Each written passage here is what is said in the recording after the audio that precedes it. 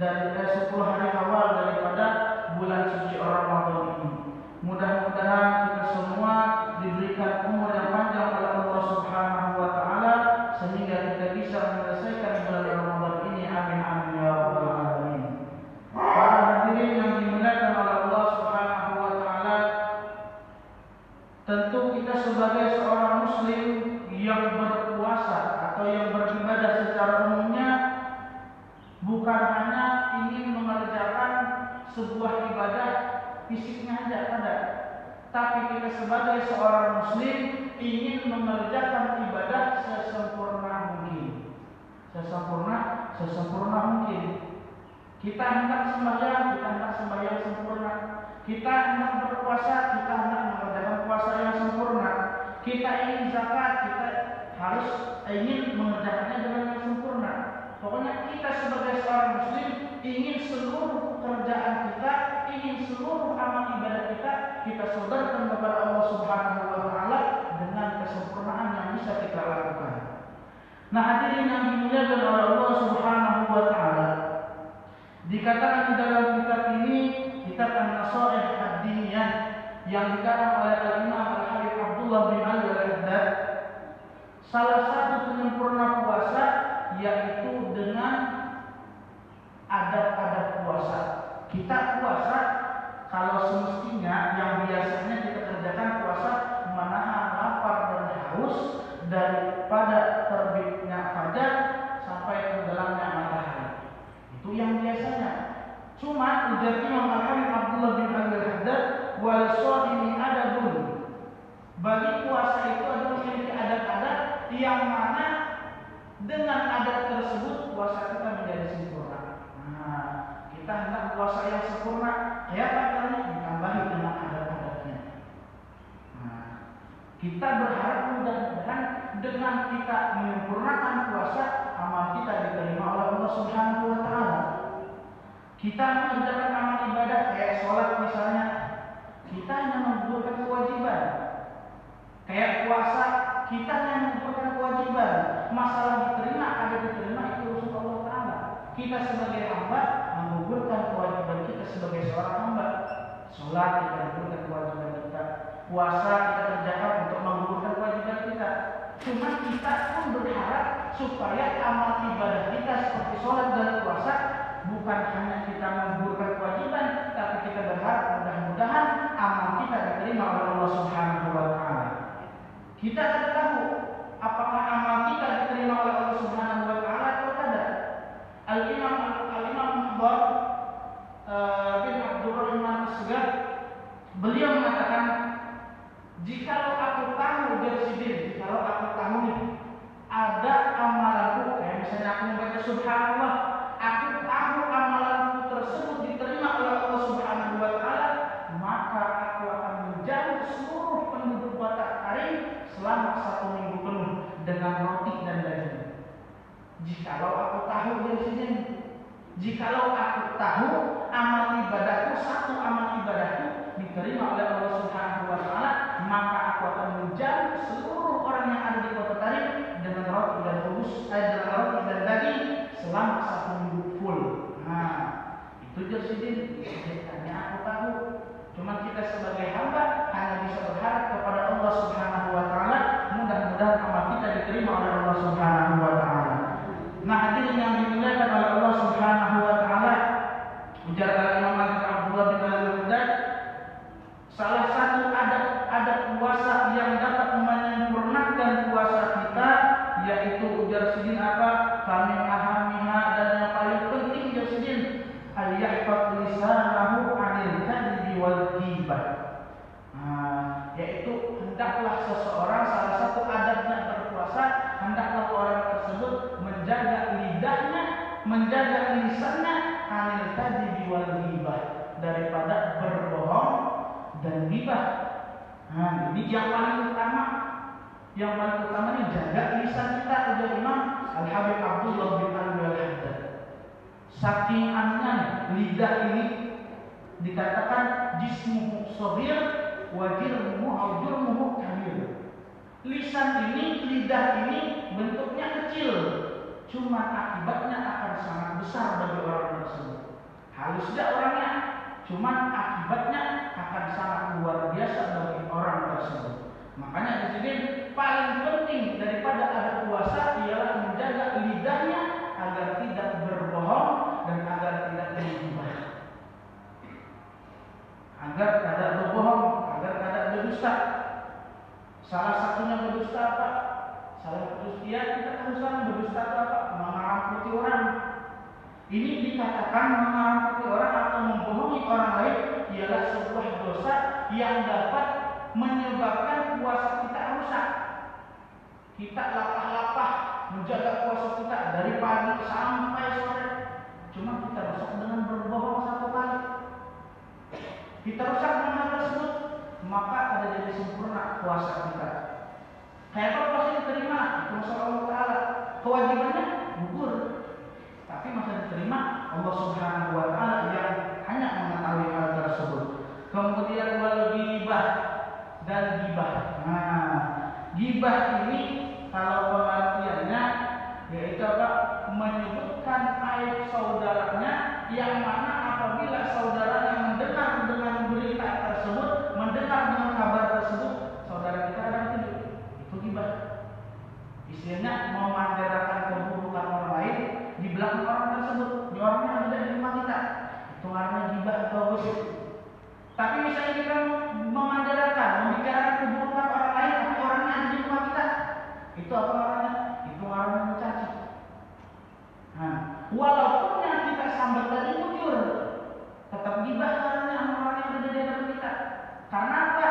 Karena orang tersebut apabila mendengar apa yang kita ucapkannya adalah tujuh. Apalagi kita berdusta. Kita memandangkan aib orang lain, cuma kita berdusta. Itu apa namanya? Fitnah. Ini ada gibah, ada mencaci, ada fitnah. Amun menggibah, membicarakan keburukan orang lain, walaupun itu jujur, tapi orangnya ada di dalam kita, itu gibah. Kalau menyambat orang, cuma orangnya ada di dalam kita, itu namanya mencaci. Kalau kita membicarakan orang lain, cuma dengan dusta, itu namanya fitnah. Nah, ini yang harus kita jaga sebagai orang muslim, jangan sampai kita tergelincir kepada hal-hal seperti berbohong dan menggibah. Bahkan dikatakan dalam sebuah riwayat, innal ghibah asyaddu minaz zina. Sesungguhnya ghibah, menggosip orang itu lebih bahaya daripada penzina. Nah, itu menggosip lebih bahaya daripada penzina. Kita para hadirin mencari satu amal yang diterima oleh Allah Subhanahu wa Ta'ala dengan benar.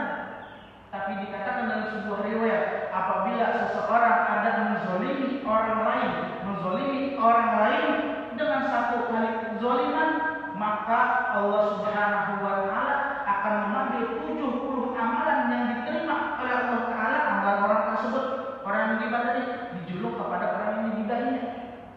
Itu 70 amalan yang diterima. Sedangkan kita ada tahu amalan kita sudah diterima oleh Allah atau tidak.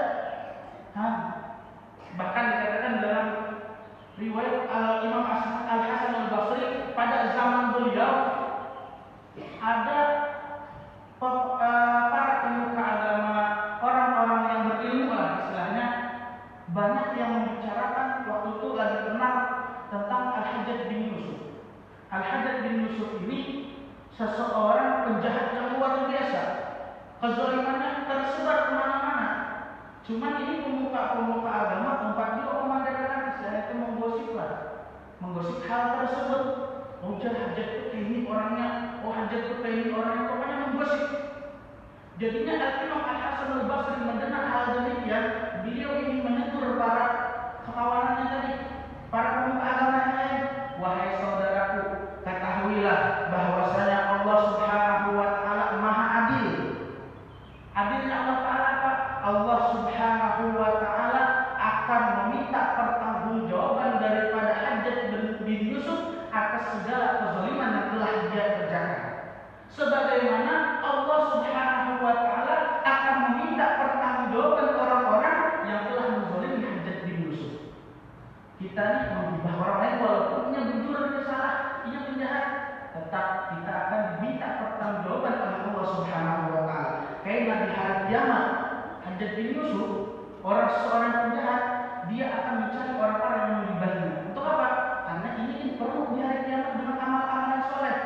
Ini sudah dikatakan penjahat, ini sudah diminta pertanggungjawaban, otomatis habis sudah amalan Hajjaj bin Yusuf ini. Mau yang mencari orang yang mengibadinya.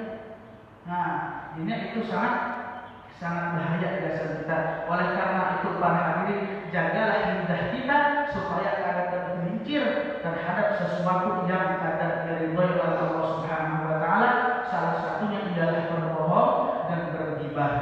Dan pula ya wahai hadirin yang dimuliakan oleh Allah Subhanahu wa taala, jangan sampai ini kita istilah itu amun dulu pakai mentung. Ini kita bisa dengan jari kita. Dengan jari kita, sedikit saja kita memencet dengan jari kita, mungkin sudah tersebar beberapa hal yang ada disukai oleh Allah Subhanahu wa taala. Kita dapat pesan atau dapat video yang mana video ini tidak ada manfaatnya bagi kita sebarkan ke orang lain. Bisa jadi gara-gara video tersebut kita menyebar fitnah terhadap kaum muslimin, terhadap sesama kaum muslimin. Na'udzubillah.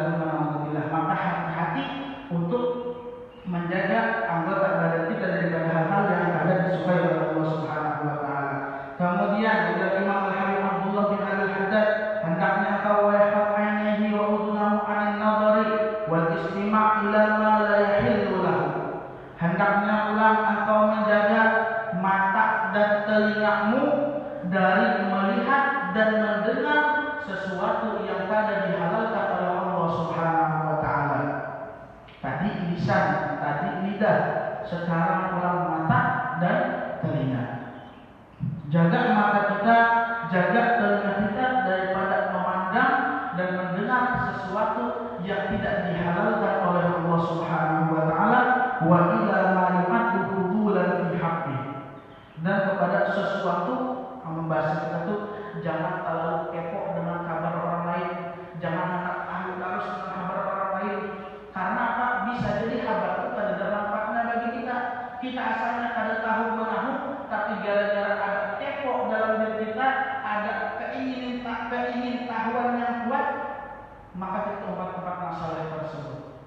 Pandangan kita jaga, jangan sampai kita menjerumuskan mata kita kepada sesuatu yang dilarang oleh Allah Subhanahu wa taala, khususnya di bulan Ramadan ini. Ya, ulun pun mengakui bahwasanya ini semua adalah hal-hal yang sulit bagi kita kerjakan. Pasti montong kita, pandangan kita, telinga kita itu sulit untuk kita menghindarinya.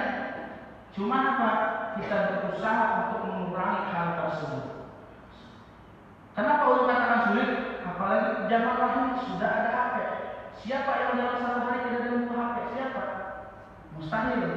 Hampir dikatakan mustahil. Mungkin ada. Ada ulun masih diisi kekawanan yang umurannya sama kayak ulun sampai ulun ini akan diisi HP. Ada. Bahkan ada seseorang yang diisi HP, cuma dalam sehari ini membuka HP cuma 1 jam. Ujar beliau, misalnya ada orang yang ingin menghubungi aku lewat media sosial, lewat WhatsApp atau lewat Facebook, itu akan terbuka jam 10 malam sampai jam 11. Sisanya hendak menelpon aku, telepon langsung telepon biasa. Itu ada orang itu. Belum ketemu orang yang demikian. Ya, untuk menjaga lisan kita, menjaga mata kita, menjaga telinga kita bukanlah hal yang mustahil, tapi kita harus memotivasi diri kita, menyemangati diri kita untuk bersungguh-sungguh yang lainnya kita mengurangi hal tersebut. Dan mudah-mudahan dengan ada kemotivasian, kesemangatan dalam diri kita untuk mengurangi hal tersebut, mudah-mudahan Allah bantu kita untuk untuk meninggalkan hal-hal tersebut di akhir nantinya. Amin amin ya rabbal alamin. Nah, hadirin yang dimuliakan oleh Allah Subhanahu wa taala, kemudian pula dikatakan wa kadzalika yaqulu shair jami' dawaihahu an mulabasatil adam thumma 'anil fudul. Demikian pula salah satu adat berpuasa ialah hendaknya seseorang yang berpuasa itu menjaga anggota tubuhnya an mulabasatil adam, daripada mengerjakan hal-hal yang dinamakan dosa-dosa besar atau dosa-dosa kecil sekalipun. Disuruh kita menjaga anggota tubuh kita kita, anggota tubuh kita daripada melakukan hal-hal yang dikatakan sebagai dosa, baik dosa besar ataupun dosa kecil. Kenapa? Karena dikatakan neraka itu ada 7 pintu. Neraka ada 7 pintu. Dan setiap pintu mewakili daripada anggota tubuh kita yang 7. Baik itu mata, mulut, telinga, perut, dan kemaluan. Nah, jadi setiap orang akan masuk ke dalam neraka dengan apa yang dia gunakan dalam bermaksiat. Misalnya bermaksiat dengan matanya, maka akan dimasukkan ke neraka, ke pintu tentang mata. Telinganya yaitu juga, mulutnya yaitu juga. Nah, hadirin yang dimuliakan oleh Allah Subhanahu wa taala, kita sebagai seorang muslim yang beriman hendaklah kita menjaga seluruh anggota badan kita daripada hal-hal yang ada disenangi oleh Allah Subhanahu wa taala. Dikatakan tadi di awal, hendaklah jaga lidah kita. Kenapa? Karena lidah tadi sangat berbahaya bagi kita. Makanya dia tadi jismuhu shagir wa dirmuhu kabir. Bentuknya kecil, cuma akibatnya besar. Baik akibatnya kepada kebaikan ataupun kepada keburukan. Kita bisa menggunakan lidah kita untuk kebaikan, kita gunakan. Jangan sampai kita tergelincir kepada hal-hal yang ada disukai oleh Allah Ta'ala. Daripada kita menghibah orang, daripada kita menggosip orang, daripada kita membohongi orang, lebih baik kita gunakan untuk berzikir kepada Allah Subhanahu wa taala. Kita tambah amal kita, mudah-mudahan dengan kita menambah amal kita, Allah terima amal kita tersebut. Bahkan dikatakan dalam sebuah cerita, ada seorang alim ulama di negeri Mesir sana, beliau mengatakan, aku selama hidupku memperbanyak amal ibadahku. Supaya apa? Supaya karena aku hendak membayari apa namanya, mungkin bisa jadi dalam kehidupanku aku ada berbuat salah kepada orang lain, aku ada berbuat zalim ke orang lain yang mana tidak aku ketahui. Aku tahu di sini di akhirat ini akan dipertanggungjawabkan. Makanya di dunia aku bersungguh-sungguh untuk beramal. Siapa tahu kayak amalku bisa diambil oleh orang yang pernah aku zalimi tanpa sepengetahuanku. Nah, hadirin yang dimuliakan oleh Allah Subhanahu wa taala, sebetulnya banyak lagi adat-adat yang harus dilakukan oleh orang yang berpuasa supaya ingin menyempurnakan puasanya. Itu tadi hanya adat-adat yang zahirnya saja. Kemudian pulang dikatakan sini, wa min adabi shaim alla yuqtir an-nawm bin nahar wa la yuqtiru aql bil lail. Nah, daripada adat orang-orang yang berpuasa bahwasanya hendaklah dia tidak memperbanyak tidurnya di siang hari. Memang dikatakan tidurnya orang yang berpuasa adalah ibadah. Cuma amal kebanyakan lain juga ibadahnya. Buring dari pagi sampai maghrib, buring. Di mana ngaruh puasanya? Kan di dalam puasa itu ada kecapean, ada keletihan. Disitulah ini diganjar oleh Allah Subhanahu wa taala. Tapi tidak ada seharian buring ya. Kapan hendak berpadilah puasa? Makanya jangan memperbanyak, bukannya kata boleh, jangan memperbanyak tidur di siang hari bulan puasa. Wala yuqtirul aql bil lail, dan jangan berbanyak makan di malam hari. Artinya tuh jangan membalas. Aku siang sudah ada makan, biasa makan 3 kali sehari, ini makan sekali sehari. Balas dendam ya hujan. Nah, sampai tarawih pun enggak ada lawan. Nah, hadirin yang dimuliakan oleh Allah Subhanahu wa taala, itulah tadi beberapa adat-adat orang yang ingin menyempurnakan puasanya. Maka dari itu para hadirin, hendaklah kita memotivasi diri kita, menyemangati diri kita untuk mengerjakan hal-hal yang diridhoi oleh Allah Subhanahu wa taala, dan hendaklah kita berusaha menyemangati diri kita supaya dapat meninggalkan hal-hal yang tidak disukai oleh Allah Subhanahu wa taala. Mudah-mudahan dengan kita menjaga